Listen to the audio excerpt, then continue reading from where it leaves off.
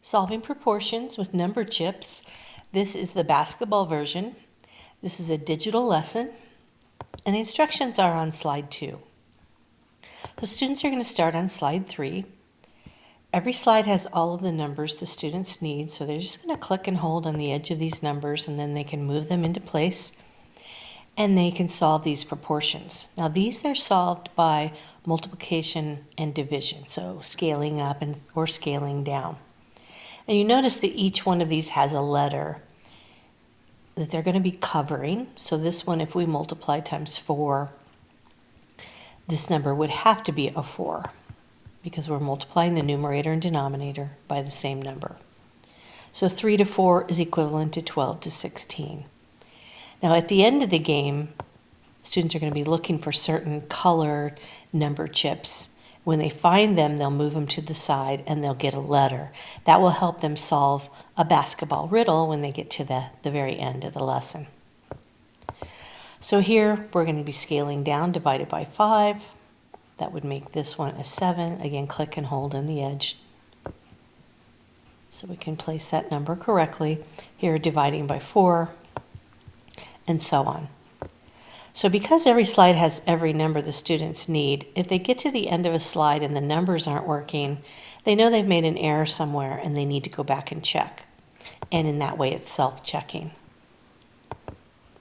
Same thing on the next slide, scaling up or scaling down. They have all the numbers they need.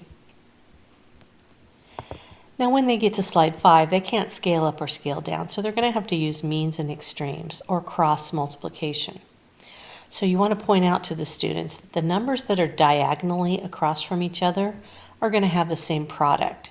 So 8 times 5 is 40, so 20 times this number has to also be 40.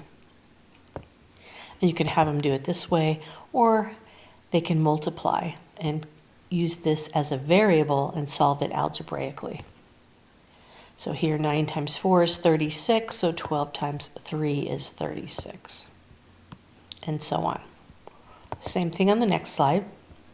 Now when they get to slide 7, they're just going to be highlighting yes or no.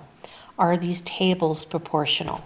So they want to look at the x values and the y values. So they can see here they have to multiply the x value times 5 to get the y value. And they want to see if that's the same in every column.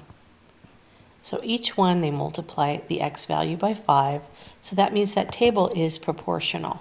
So they just click on it and they come up to the fill color feature. They can choose any color they like to show their answer. Now the next table looks like they're multiplying the x value times 3.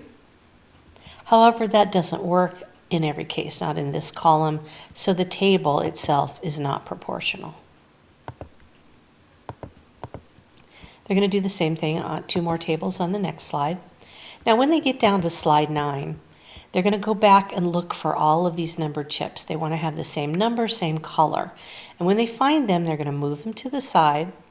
There'll be a letter underneath, and they're going to type that letter in underneath the same color and number. If they've done this correctly, they will solve the riddle. So this is the basketball version of solving proportions with number chips.